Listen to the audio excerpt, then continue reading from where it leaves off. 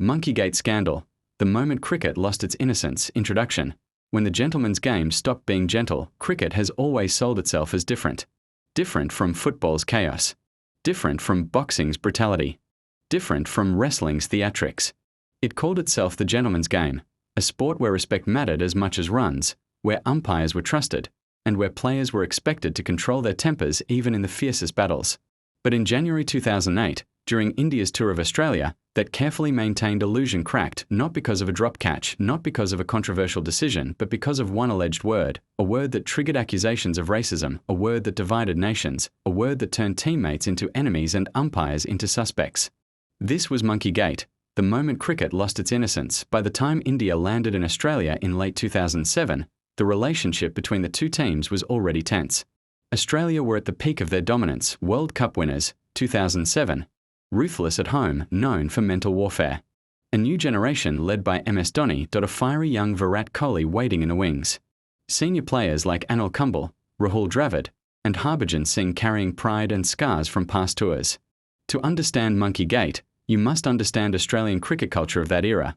This was the team of Ricky Ponting, Michael Clarke, Andrew Symonds, Brett Lee. They believed, if you can't handle pressure, you don't belong here. Sledging wasn't considered dirty, it was considered professional. Players were pushed verbally, mistakes were mocked, weakness was exposed. Most teams endured it silently. The second test at Sydney was supposed to be about cricket. Instead, it became a slow-burning disaster. Controversial decisions. Steve Bucknor and Mark Benson made multiple questionable calls.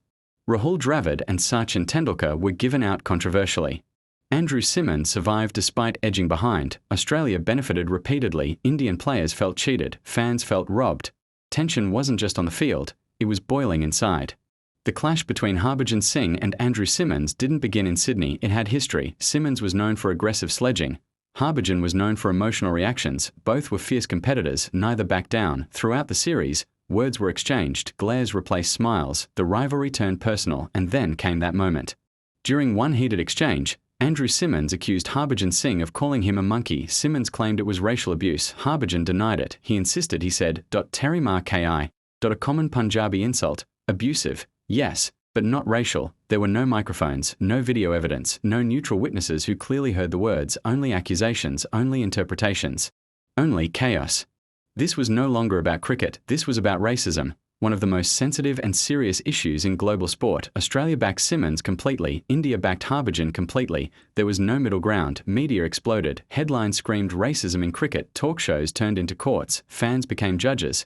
The Sydney Test ended, but the war had just begun.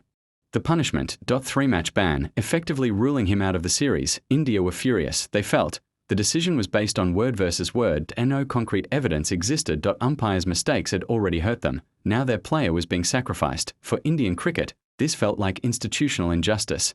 India did something unprecedented. They threatened to pull out of the tour. Players, board officials, and even politicians got involved. This wasn't just sport anymore, this was national pride. Anil Kumble famously said, "Only one team was playing in the spirit of the game."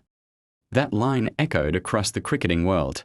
The ICC found itself trapped. If they supported the ban, India might withdraw, the tour would collapse, financial losses would be massive if they reversed it, Australia would accuse them of favouritism.